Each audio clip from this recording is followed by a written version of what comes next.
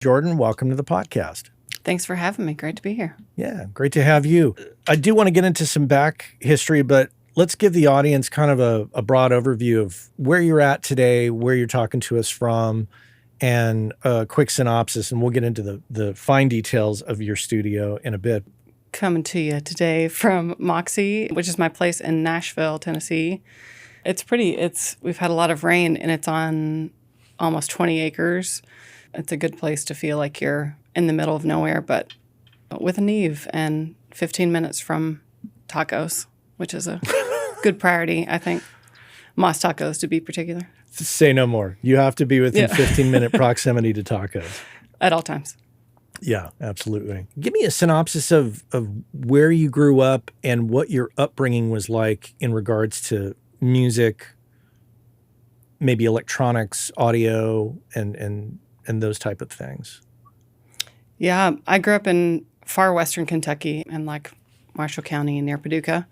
And my parents, they did me a great service in my musical education because they were like, I always say they're old hippies, but they're like Zeppelin hippies, not as much granola hippies. So a cardinal sin sort of in the Hamlin household growing up was listening to lightweight music. I think that was sort of like my mom loved Are You Experienced, the Hendrix record. That was kind of her favorite. Dad's was Harvest. There's a ton of Motown being played, like Sam and Dave, Shotgun was one of my favorite songs as a kid. Still, just loved like soul and blues. And so I got a lot of exposure to some really cool music. And I only later realized in life not everybody got that. And some were kind of like protected from the some like psychedelic, might have been scary or something. But that was so formative. And I got really into just listening records. I had my own room upstairs, and Bonnie Raitt's Nick of Time. I would like mow the grass, and I can still remember when the tape flipped, like when side A ends and like the keys of the next song, because I just listened to it over and over and over and again. So deep connection and love for music, definitely in my childhood. What about brothers or sisters? Just me. Just you? Yeah. Excellent. And I grew up on the land with my grandparents, my mom's mom and dad.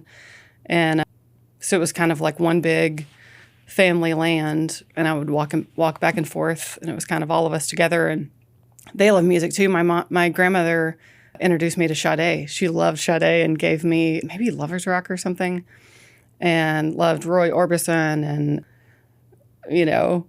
just like we're really like Herb Alpert and the Tinawa Brass. I got all their vinyl and stuff like that, and I just soaked it all up, Interesting. So in growing up in that time and with all that music around, when did you become aware of production or audio or the creation of records, the act of that?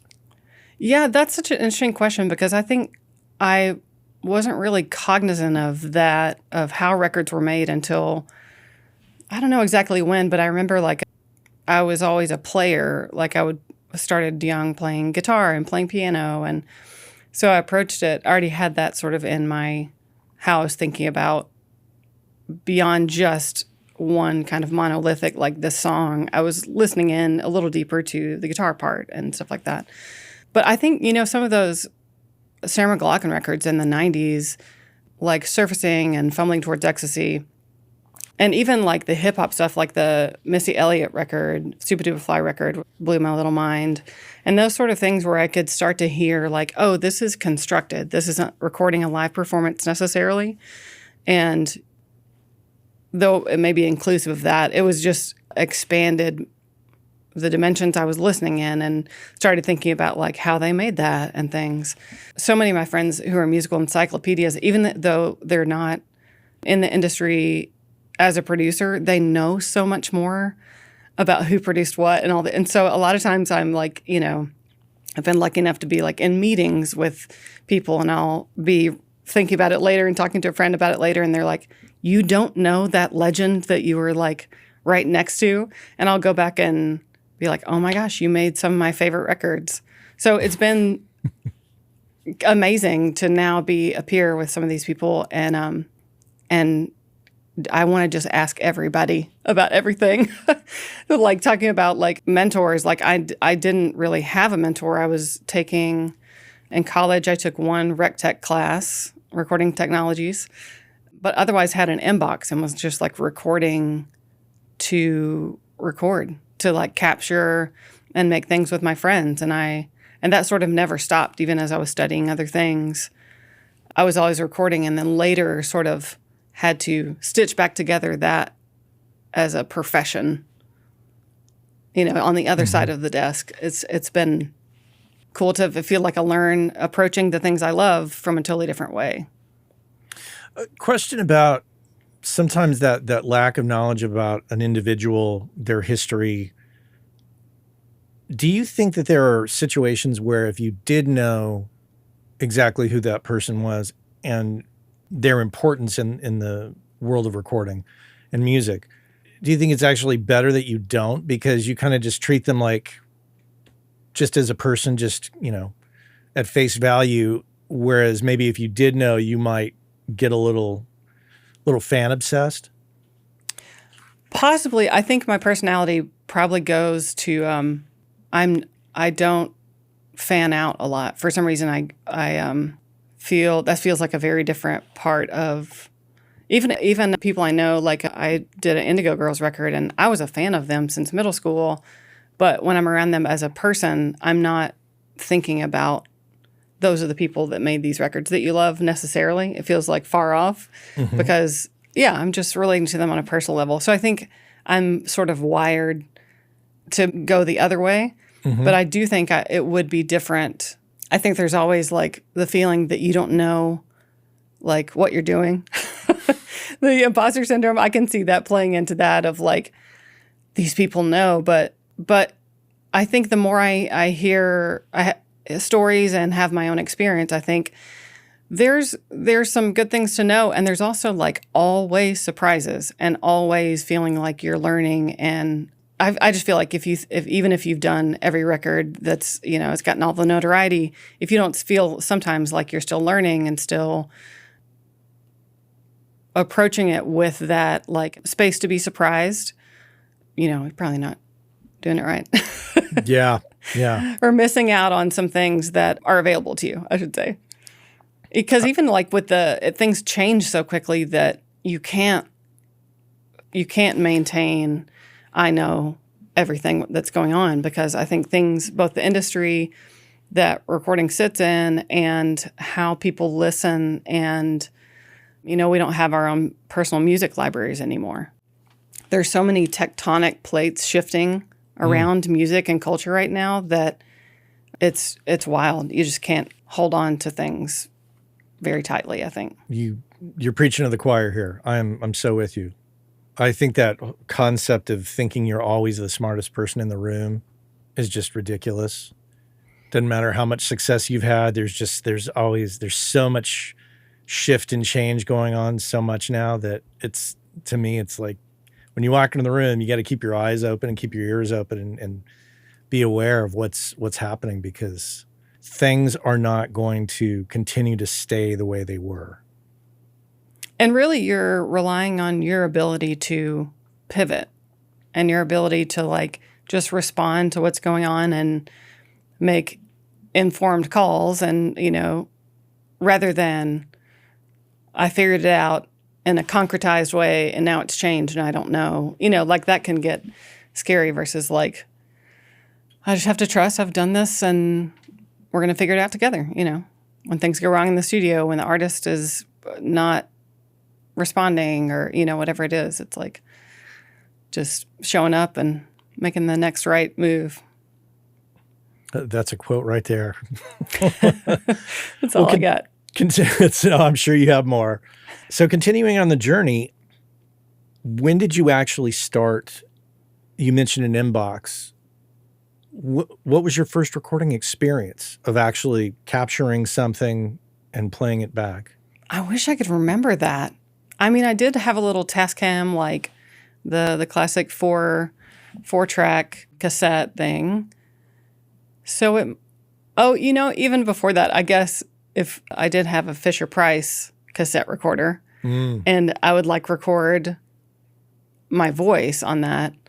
But with the inbox, I was at Belmont University at the time, and I feel like even in Nashville, sometimes it feels like everybody does this job. Everybody's making music. I like long to meet a plumber, like, oh my gosh, that's so interesting. Tell me everything.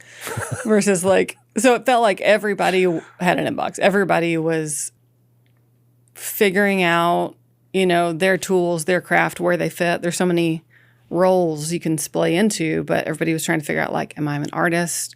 Eventually I'm like, I like management better, actually, So I think that was just part of that exploration for me. And inboxes were, I guess they came with, when you move in, everybody gets a recording interface.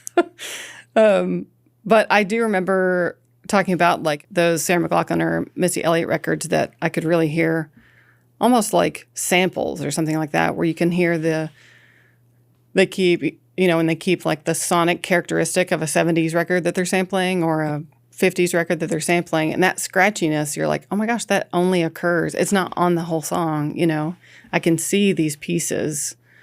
And that was, I noticed, thinking back to those early recordings I was doing as freshman and sophomore in college, there was a lot of that. There were some voicemails sampled, and it was a cool experimental time. And I actually think I'm always trying to get artists back to that space where you see what naturally comes out of them when they're not really market focused or label expectation focused or whatever it is that you're that's a fine aspiration, but I think you can always find a place in the market and on tour for the things that come out of you. So it's probably good to start as close as you can get to that. Yeah. We don't hear that as much lately. And especially when you're talking about, music that's made based on priorities of the record label, priorities of, trying to purposely market a record towards a specific audience. And a lot of musicians can do that. That's a talent, but I feel like we're a little bit anemic we have a lot of that. Yeah. We need a little bit more of you have to make space for it too. You have to really hold, it feels uncomfortable in the heat of record schedule.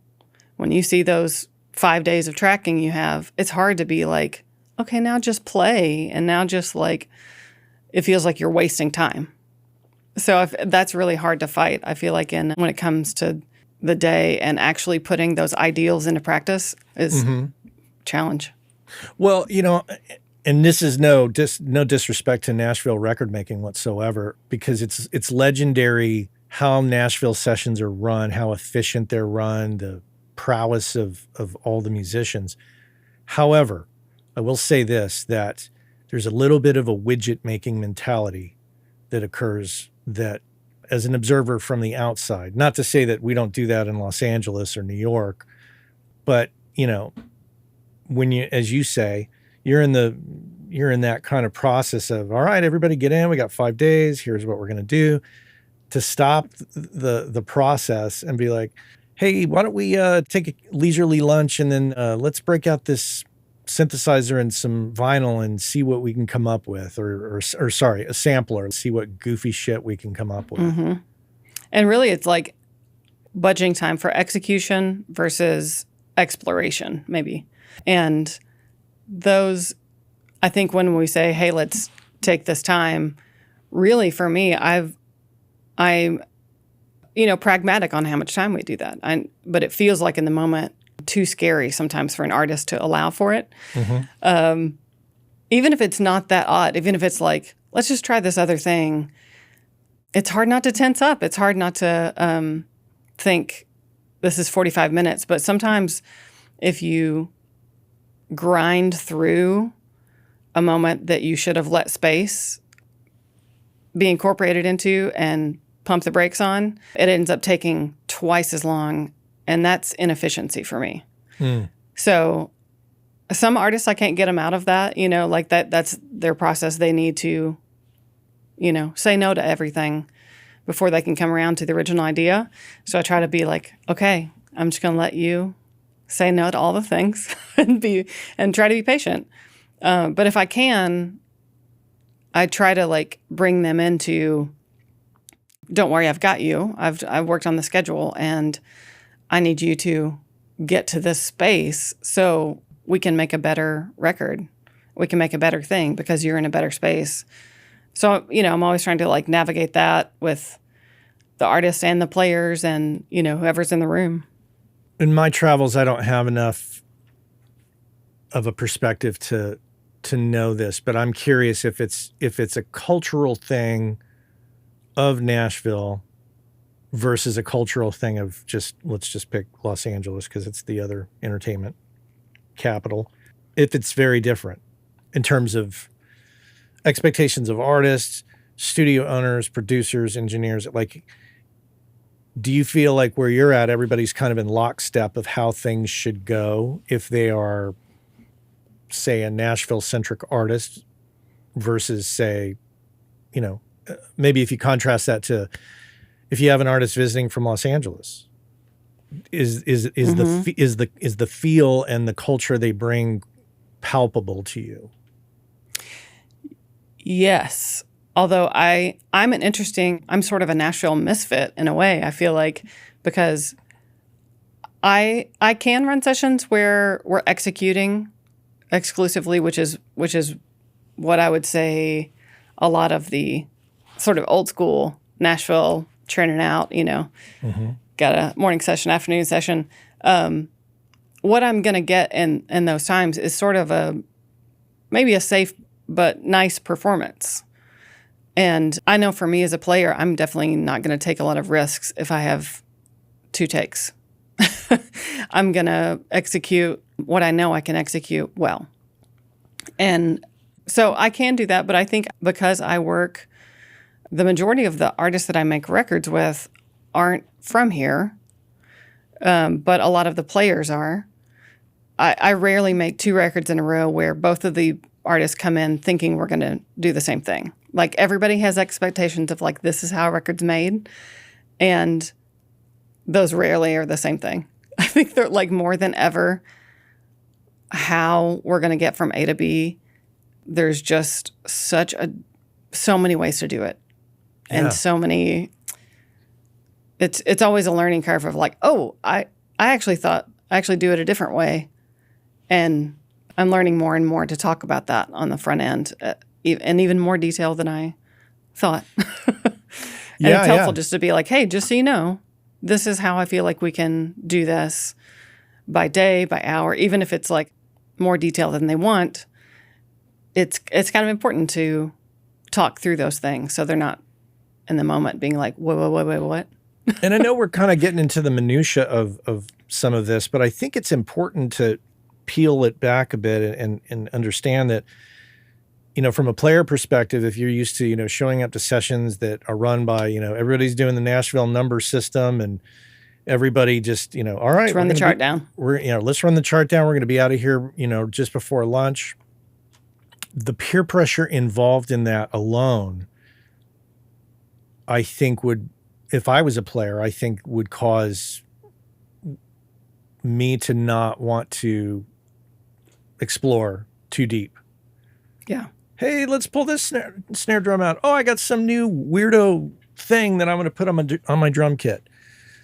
That's just not or doing like these weird quarter triplets, or like, like even in the part, even in like piano or something like that. If you're going to do something asymmetrical, I wouldn't try that out necessarily if I'm in that context, because I feel like I'm like, you don't want to be the one taking the longest, It'd be like showing up to a business meeting, like at a Wall Street firm in big bell bottoms and, and doing your hair kind of wacky and walking in and be like, hey, everybody, I thought I would try things a little different today. Everybody's going to look at you kind of like, are you serious right now? Yeah.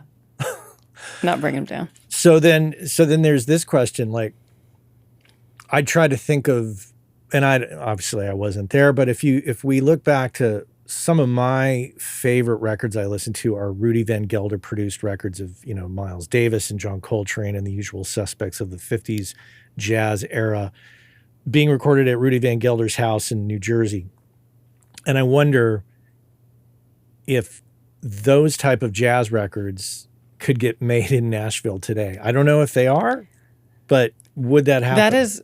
That is the question I think about all the time. And I sort of reckon with how much, what the biosphere that you make the record to be, however you construct that environment, has to have connections to what you get.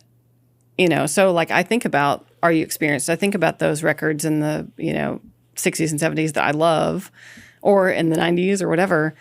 And I think about, can I get C, A plus B equals C? Can I get there running the session like this or not? And if not, then I want to tweak and make more space or whatever I need to do to get the drummer to feel like they can go Ginger Baker, which is bonkers. Yeah. And that's hard for me to push people to sometimes. Yeah. Some people, and I'm like, no, do a crazy one, do a crazy take. And they'll do a little bit freer normal take. So I really have to be no, it's safe here. You're not going to get players can really get in a pleasing the producer thing. Yeah. But I want that, especially when that is something in the Nashville Pro column. The amount of players that I can call to put together a dream band it's an embarrassment of riches in that way. So I've got all these amazing players, this amazing artist, ability to create amazing work. I don't want to cap that and play it safe. Mm-hmm. I want to push everybody to their creative boundaries and see what's there. Going back to your history a bit, you went to Belmont, right? I did. And what was your experience with that? I loved the people. I wasn't studying recording necessarily. I took that class, but I was studying English and photography and French horn performance. But I was playing in bands and I was playing with an artist as a multi-instrumentalist. So I was, as a lot of my peers were, touring as well. And that just kind of carried on through college. But it's so sweet to know a lot of my peers now professionally who have found their own paths.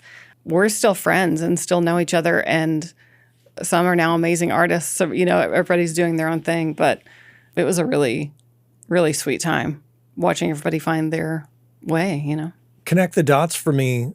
How did you go from that to running this studio?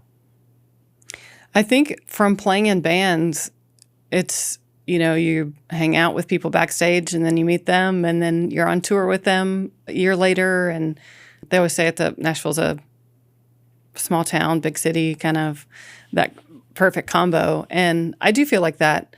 And I've been here for, over 20 years now. So you go through a lot of life with people being around each other for that long. So I was playing in bands and, I think I played with Katie Herzig for almost 7 years and she saw me playing with somebody else at Mercy Lounge, RIP Mercy Lounge.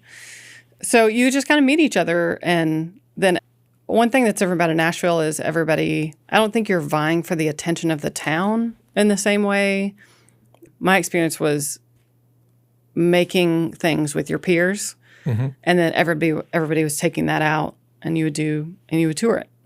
So it was kind of more of an incubator collaboration kind of space, and that really changed the spirit of it. Everybody's kind of sharing bands, and so I was touring with Katie, and I started making some records and had some friends and artists point out that all the things I liked about organizing these things and musical directing and playing a lot of things and writing sort of fell under a producer umbrella. And I don't think I'd put that together it just crystallized a thing for me. And once I produced a few records, I was like, oh yeah, this is awesome. So I, upgraded my recording rig, was recording out of my basement, and did that for a long time. And then, and I feel like now this place, Moxe, is bringing together the feel of the home studio because it's residential and people are cooking things in the kitchen and in their pajamas, and you can walk straight into the studio. I feel like it's kind of combining the professional and home studio feel together. Tell me how Moxe came together. What's the history of the space, the land, your connection to it? Well, oddly enough, the land was, there's a lot of ways I could tell you the story, but the land was not taken care of and for sale. And so it's been a big process of like reclaiming. There was like, they dumped speedboats and all these things on it. So I've really had a relationship with the land where I'm like, I'm so sorry. We're gonna bring, people are the worst. We're gonna bring you back.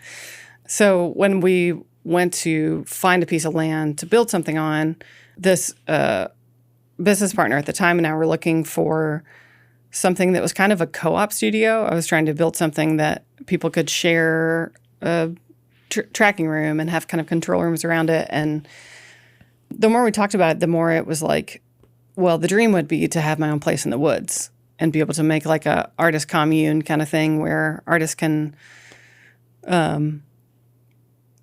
we can like add mental health components and add spiritual health components and try to like invest and enrich artists while they're here. It's a super vulnerable moment making a record, and you're kind of like in the operating theater. So it's already going to be heightened and sort of stressful financially, creatively, physically, all these things. And can we make it a little easier and a little more supportive? And so that's been kind of the vision of the place. And so we got this land and there was only a little farmhouse on the front. And we rebuilt that farmhouse, but built this from scratch. I just like got in Google SketchUp and kept working, and then brought in a draftsman friend of mine, and he made it structurally sound and have all the hallway dimensions it needs to.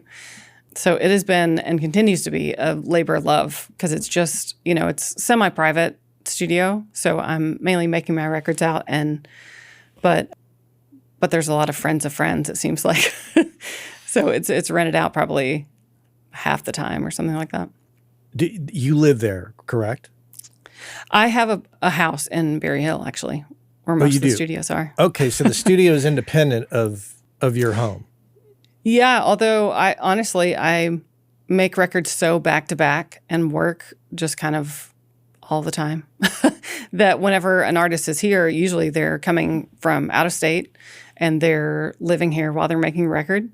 So a lot of times we'll all just hole up here together. So there'll be like 6 months of the time where I'm here. It's funny you say you have a house in Berry Hill, where most people have a studio in Berry Hill. I know. Isn't that funny? You got almost the opposite. Why did you feel it was necessary to have a studio like this and not just, say, get into a pre-existing rental or purchase situation with a studio in Berry Hill, for example?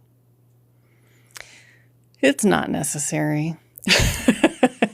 No, I don't know that Nashville needs another studio, but I do think this is sort of a unique vibe. There's not a ton of spaces in this region like this, but I think it is sort of emblematic about how I feel about music and artists. I think I think it's fun to be in the thick of it on Music Row, in the thick of it in Berry Hill, and see people and that kind of pace. But I think we have so many places to do that. Mm-hmm. And I work there sometimes, but this is something I feel like we need more of. So making a space that, even if it's a lot to take care of, I think is something I can offer artists. Yeah, I mean, it's a very attractive situation if you're making a choice as a touring band and a band coming from outside Nashville or Tennessee for that matter, as a state. to be able to come, stay at a place, kind of let your hair down, so to speak, relax. I know. I mean, talking about touring, I know how it feels. I think that's part of it. I'm so empathetic, even though I'm home or I'm like in the studio now more than on tour. There was one year that I played with like 5 or 6 different artists and did 250 shows that year. And that was too many. I know how it feels to like have a day off and what I need to like, I need to like do nothing. I need to like be around trees. I need to not talk to these people for a minute. You know, whatever you need, a day or 3 days off for someone to be able to drive a bus back here. I just love the idea that they could like get recharged a little bit. Because I think what they're giving is a service to people. And I think because music's, you know, economically undervalued and undercompensated in culture right now, it's kind of a way to be like, I believe in what you're doing. I think this is good. Like, yay, you know, please keep going because we need it, even though we're not paying you like we need it. We do need it. Yeah. And, you know. When designing the studio, did you take these considerations into the planning stages of like, well, we want a bus to be able to pull up? Totally. Artists can do their laundry? 100%. Yeah. It's all around that. And having like nooks, as my mom says. She's like, you've always loved a nook. Having places where I can steal away for a minute and just artists use those spaces all the time. I see in tracking days, especially when other friends are coming in to record, I see people walk off by themselves to a place that I hoped someone would be able to walk off by themselves to. And I see like artists go where they just like need to get out of the control room, need to get away from the band, need to like get perspective. And having places that are set up for that and there for them is really satisfying and totally was at the forefront of designing the place. I could see the bonus, you know, instead of checking into the local Hilton with the bus, sharing a room with one other member of the band or member of, you know, road management, and then checking into some studio in Berry Hill or Music Row, just feeling confined. Whereas here, it seems like you could pull the bus up, everybody could spread out, get their space, and feel way more comfortable. So I was going to ask you about the mental health aspect of it. And I think that mental health aspect is inherent in the property. Mm-hmm. So. Yeah, just having space, both in the process and like literally having space to crawl out. And the places, I think it's for that type of person, and for producers or engineers, it's sort of we're smushing those together at this point in some ways, or at least there's some Venn diagram overlap. For those people, I feel like I've tried to make some sonic explorations easier. I've tried to, like, you know, in curling when they take the broom ahead of you, I've tried to do that a little bit where it's less of a mental obstacle. It doesn't feel like we can't pull out this, you know, 5-watt amp and do this trash mic or, you know, whatever, because that's 5 things to set up. That's 6 things to set up on top of this original signal I'm already getting. So I'm trying to like make things where 4 of those are already set up. So if you want to use it, just patch here. And we have some different colors that we're always kind of trying out new things. So it's fun to get people in here who are amazing engineers and kind of put this in their path and see what happens. Do you consciously try to think ahead and think, okay, what are some wacky things that typically take time to set up that people might want to do? How can we speed that process? For sure. Yeah, I'm slowly kind of accumulating a menu and like instructions of like, here's this thing we came across and here's the routing of how to get these background vocals to the Leslie in the gym, you know, and just kind of saying like, okay, here's where this reamp is, here's where, you know, and have those pre-set up and And it's definitely, I think, by project, at least on the ones that have a production or engineering role on that occur here. As I'm listening through the music, those things are definitely coming to me about like, this is such a spooky bridge. It'd be cool to put the background vocals through Leslie or, whatever it is I can pull from those colors as I hear them in the writing and in the music and kind of like put those together in a production way and even suggest them to people or just make them aware that they're there. Mm-hmm. Without getting specific and intrusive, can you talk a little bit about the economics of some of this stuff in terms of your expectations of the space, your investment in the space, and your return on that investment over time? Are you satisfied with where you're at this moment, based on planning and expectations? I'll say contextual. My contextual of my answer is, it's been such a learning experience and like roller coaster having a place this big on my own. But last year I bought out my business partner, and so I'm sole owner now. A lot of those things didn't happen how we planned, how I thought. Mm-hmm. So that's made me refocus on things that I didn't think I would be focusing on in this moment. So some of the like programming that I had been supporting, where we give grants to, for instance, we did a matching grant with the Tennessee Arts Council for artist mothers to like offset the cost of childcare for them to come and record, or give, women have such a low percentage of the audio industry employment. And so trying to create, you have to sort of like invest in that and invest in creating spaces and take chances on training people who haven't had access to that before. But that's definitely a cost for me. And in ways I was supporting that and hoping some of that money would go to doing that and fixing some things. I want to keep doing that. How do we keep doing that? Looking for grants to do that, looking for other, fans who want to invest in a community of artists and allow them to be supported in ways that they can't support them through DSPs. Their money can't get to people, but some people want to fiscally support and have the means to. And so I think the next season, I'm excited to connect those more. A lot of the middle class, working like musical middle class here, is making some of the best work. It's substantive. It's interesting. It's not, I don't know. That's just like, in terms of ROI, I've seen people get grants for like just 3 days of studio time and make 7 bangers that they never would have if it had been the same. If they had rented the studio and they had been in here and say, okay, I'm going to get a band, we're going to do these things.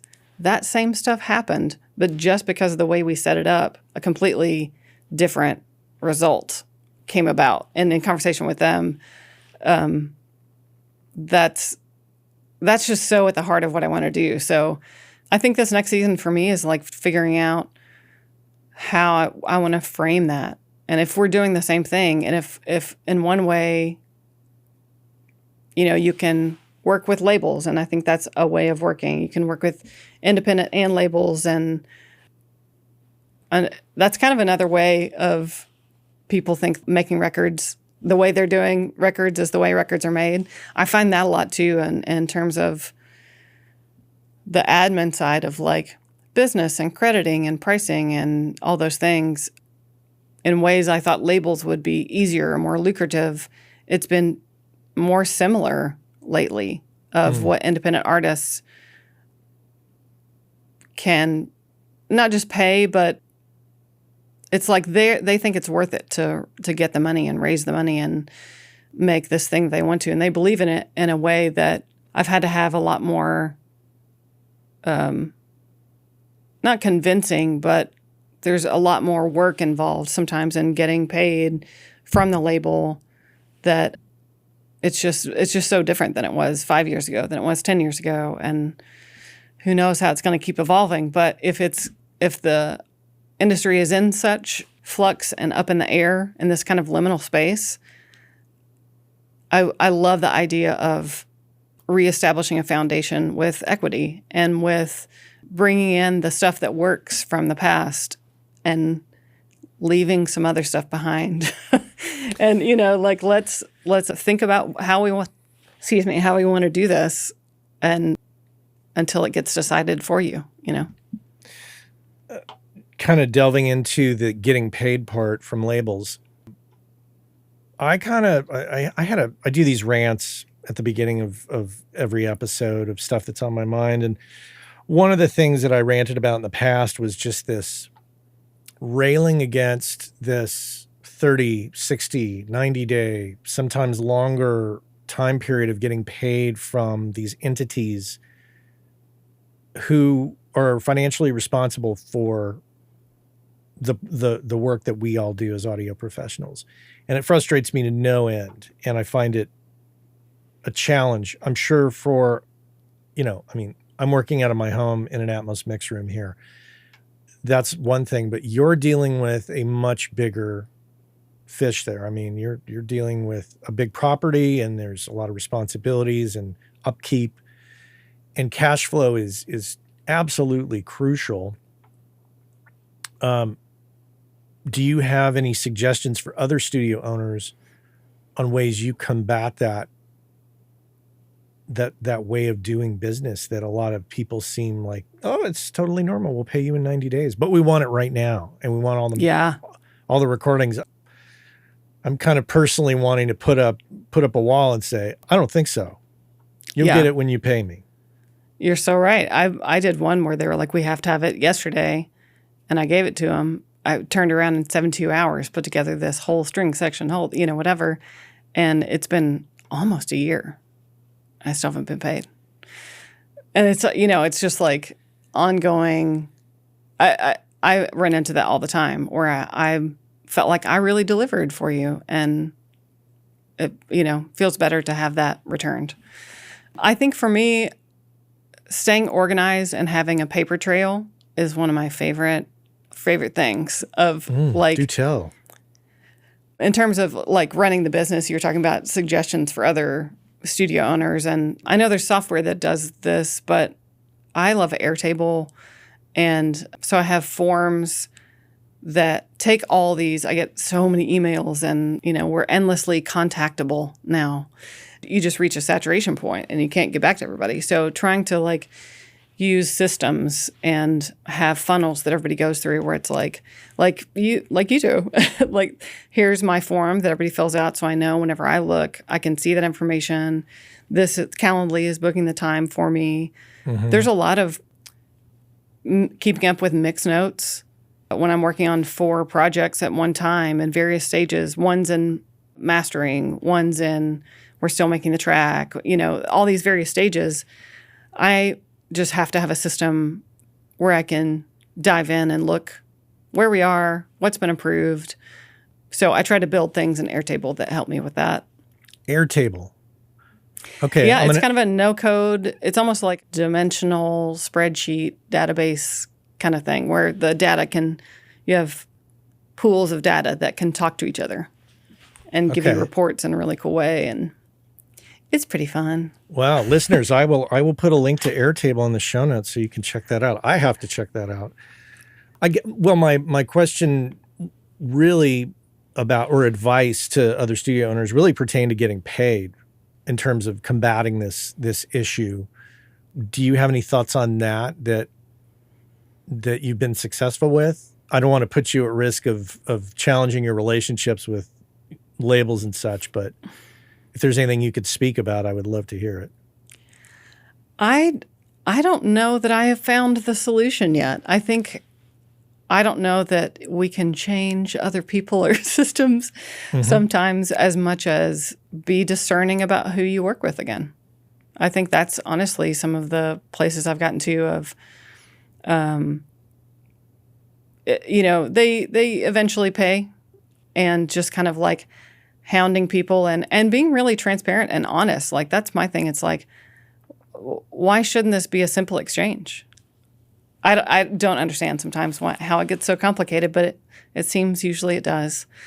I guess trying to be as explicit on the front end about policies so you can really hold someone accountable to say when you've broken agreement that we've made. And other than that, I really think it's some people I feel really supported by, even like financially as much as creative, of saying, why wouldn't I want to pay you for this thing? You're partnering with me in creating this thing.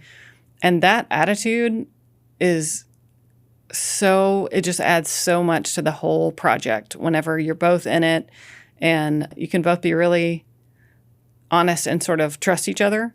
Mm-hmm. But sometimes whenever if I'm dealing with a label or organization or something, sometimes it's so deep into that there's so many people on the thread that I don't even know what they do, that it's hard to get at, like, the artist isn't even always the authority. Sometimes it's someone completely different, whether it's for a movie or for a label or something. There's someone or 4 people that are deciding all these details about it. And that can really sculpt what the piece ends up being. And so for artists, sometimes I see a lot of people wanting or really weighing the benefit of how they organize their business, and that necessarily connects directly to my business. So if we can have that, if they have creative authority and vision, and we can enter in a real like partnership, that's when I feel like, okay, there's not a ceiling on what we're going to make now. Now we can make what the work has the capacity to be. But sometimes I feel like the business and the admin side and how many days we have in the studio, and if we talk before then, can cap and affect and change the work we make so significantly that it's hard sometimes. It's hard to be like, oh, that could have been so much better if we had have changed the schedule too, because we know we need an extra day for this, or whatever it is. It's like you can rush through and you can get something. Is that what you want to do? Yeah. And making smarter and smarter decisions. That is one thing that I really like. Artists aren't always in the studio as much as I am. So I'm refining these processes over and over because I have different people in here every week. But if you don't have the trust to find the thing that works for both of you, then sometimes you can get into that, okay, we're going to make something, but I can see the capacity of what we could have made and try to just accept it rather than have FOMO about it. Just be like, this is what it was, that we did the most we could with what we had, and what else can you do? Whether that's money or time or songs or whatever. How long have you been in this space? The studio? Yeah, how long has Moxe been in existence? I want to say 6 years. Okay. Heading towards the 10-year mark, what has been let's say the top challenge or the top 3 challenges that are a work in progress, that you feel like you're getting really dialed in, that you're finding your groove with? I mean, there's always improvements. I can think of like in 6 different lanes. I'm always looking to like fader up on improving. I want to isolate this room in a different way. I want to maybe there's a part of the ceiling I want to build out a little bit more. And so in sound design ways, I'm always thinking about that. And as I've got like budget and time, I just kind of inch along in every little one.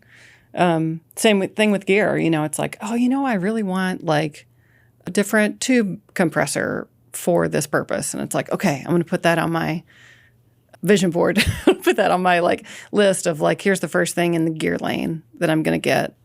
But I think now my familiarity with the combination of room plus mic plus pre, I know I'm more familiar and can move quicker to changes or solutions about things. So if like the vocals are sounding too, the like BGV gang vocal kind of thing that we're doing in the gym is sounding too direct, I know that I can throw this other ribbon up there and it's going to get a different, I can imagine quicker how that's going to change because I've done it before. And even the piano in here, like the nuances, devil's in the details, the nuances of like being able to tune the harmonics that resonate in that U1 or U3.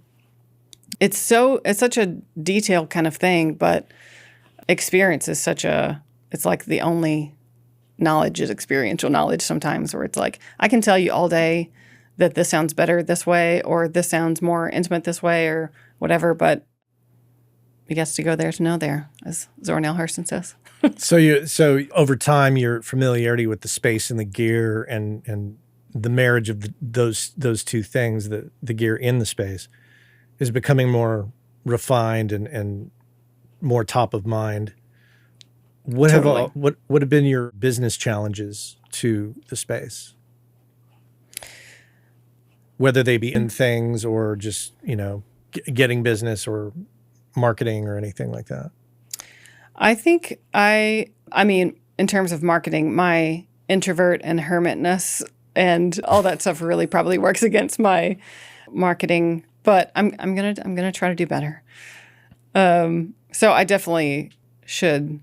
There are such cool moments that happen here that I am looking forward to sharing more of those things. But a big challenge of that is having the time to do it because I'm wearing so many hats right now, and that changes about like at times I've had someone who is doing more administrative work for me or doing more of the repair work for me or different things. And right now is a season where I've had to go back to some of those. And so as I'm wearing, if I'm in the studio and producer engineer world, I can't be on admin world. So sometimes those will back up and it'll take longer than I want to get back to people. But whenever I'm on admin mode, I can't be engineering. So those really have to, like, the crop rotation is slower than I would like. That's such a great analogy. The crop rotation. I love that. It's on or off. Yeah. That's Joni brilliant. Mitchell says that about writing records and painting. She can't do them two in a row. She has to like let one lie fallow and regain the nutrients and like do a season of painting. And then she comes back to music and it's, ready for it again. I know the struggle of, trying to do the admin, trying to do the marketing. I have dual challenges as a mix engineer and as a podcast host. I'll mention a book that I'm really hip to that I'd like to suggest to you and maybe to the audience as well, depending on what you're doing and depending on, if you're ready to jump into this. Gary V, who his real name is Gary Vaynerchuk. Some of you may have seen him online.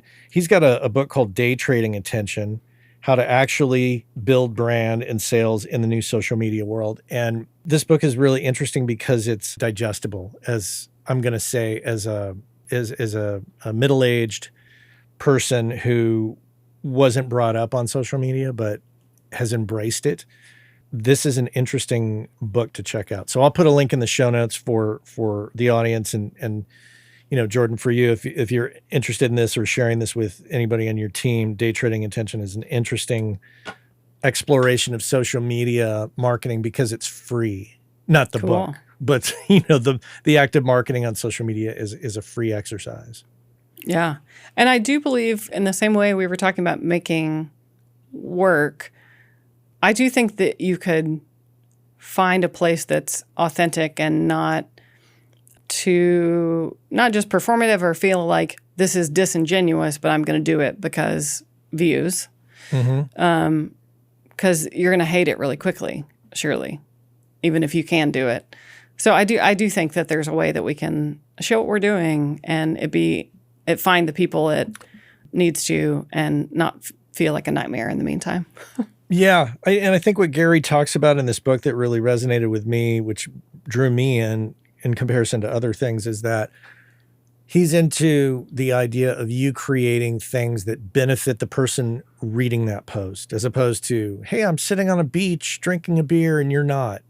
It's more like, here's something I'm struggling with, or here's something I'm working on that's got some wisdom that will benefit you, concept with some sincerity behind it. And I think that combination really can work, in the studio marketing world. Yeah.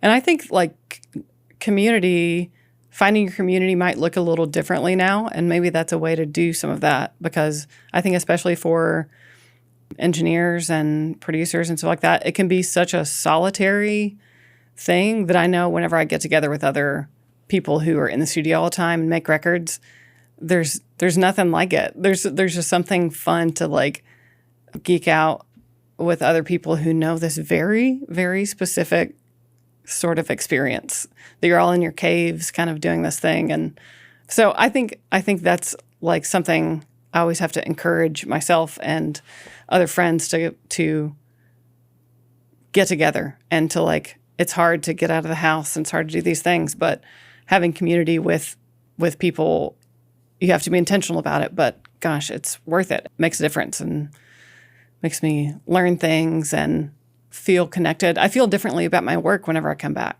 It just gives more perspective and widens my periphery. You mentioned being kind of a misfit, a Nashville misfit. I think that was the term you used. Is that accurate? Yeah, sometimes I say feral out here in the woods. I think Steve Earle would also fall in that camp of a Nashville misfit. Absolutely. Could you dive into that a little more? And is it something that you embrace, being a misfit? As much as I can, because I can't help it. I think there's a certain amount of that I got in my gift bag that I can't make myself do certain things that I know would probably be more fiscally lucrative.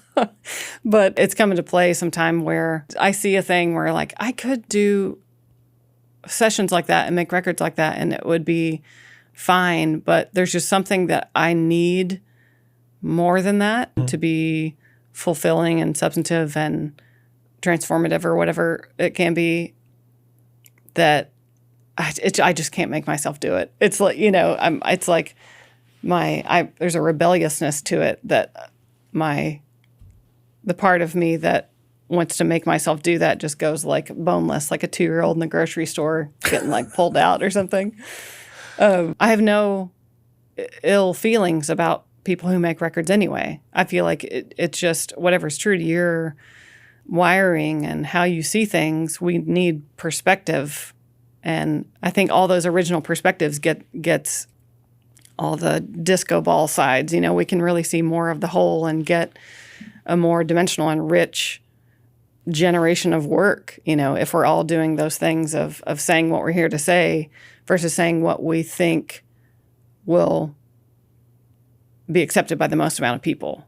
I don't know if the bulk of your business is made up of primarily Nashville touring type folks or people from the region, but do you see business from outside of Tennessee, say, bands from Seattle or California or New York coming through that want to have that Nashville experience, but they kind of need to camp out in a residential place like yours? Yeah, I would say 90% of my work is from out of state. Wow. I mean, depending on the year, that can change. But as a producer, I just ended up clicking with a lot of people that I've met on the road or, life that just don't live here. But I have a lot of engineer friends who live here but make records with people from all over, which is so fun to watch. I love, like, Ryan Hewitt just did a record here with Cody Jinks. And they had actually rented a studio in Berry Hill and got in there. And I think Cody just felt like this isn't the vibe that I need. I need to be like, where nobody's like looking at me as if I'm sitting on the porch. I'm not, So this ended up being a great combo for them. So they could like bring in all their stuff and just camp out for the week. And they had the bus up here. And so I think, you're probably getting some Nashville, but maybe it's a perfect in between where there's still space for you in that, Like I've been in a lot of studios that have a really, just not bad, just a really heavy hand about what they are, that you really have to like fit into that vibe or that whatever. But I like the idea of everybody getting to have their own space here and not be so, it takes on the characteristics of the people working here. I see it happen from band to band, which I love. It's cool. We're almost out of time, but I want to ask you, running a residential studio, what are the things that some people who think, oh, I want to have a residential studio, what are the things that they're not taking into consideration that are often overlooked with running a place where people will be sleeping and eating and living? Yeah, that's a lot of overhead. And it's a lot of roles that need to be done by somebody. And I know some situations you have the guest staying, like, is this a hotel? Is this an Airbnb? Is that, you can kind of run it and decide what your policies are that fit according to what you're available for, or if you can hire a cleaning company to come around every day. I think because I leave space for me to make records in here too, I make probably different decisions than if I were going to keep this just every day in and out, new people. I think I would run it differently, but it's a little bit of betting, uncomfortable, like betting on myself and this kind of like misfit group of artists that we keep making records together here, that we figure out spaces in between. There's some bookings where I need the full corporate thing where I have a house cleaner come in. But for me, it's like I need to find the in-between of what my mortgage payment is, what the expense of having them here is, and what we can do in that time. So if studio day rate is X amount of dollars and they really need 2 days, sometimes I've had artists that are like, like our band will clean before and after, if we can like not have that on our invoice.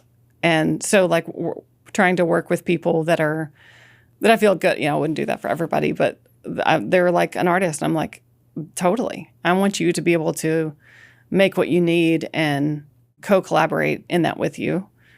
And not everybody can be co-collaborators. Some people just need to like come in, plug in, and peace out. And that's cool too. And deciding like what type of client I want per year. I've really cycled through and really experimented with that of like, what does it mean to book out the whole time and I do these camps, like production camps and development camps and recording camps. And so I've got that's a whole different way of running the property, of running the business. If you do like grant matching things versus people coming in every day, your expenses and your income are totally flipped, even though it's the same sort of thing happening. So that's really something I think I've been refining and is worth digging into more and more about like, how can you make the thing that you want and look back on the records you make and be like, yeah, I feel great about this, and still, keep the lights on. And you've already started to go into it, which was my final question, was diversification of business for the studio. And, not just sessions, but sounds like camps are something you do. And are there other things that you explore that are out of the norm of music recording or record making? I've definitely had people, like I had a friend write a book, and so she rented out the apartment downstairs, and I was mixing a record upstairs, so those things could coexist. So there's definitely things like that I'm like, oh, this is cool because it still fits in with my vision for the place and what I want it to be about, of curating a place to make work and support these people as they make things, but also still bringing in money. But one thing that is definitely just like such a key factor is, for me, my attention is one of the highest. Like what I put my bandwidth on, yes, I could like, host weddings here or something. But I'm probably doing one less record a year if I do that. So I think about it not only in terms of the money that's coming in quarterly or whatever, but also what I'm building and what I'm like building a foundation for and putting energy and time and hours and life towards. I'm pretty like rigid about that, or try to be really hold good boundaries. And it means I turn down a lot of projects that don't resonate with me, much to the chagrin of my team sometimes.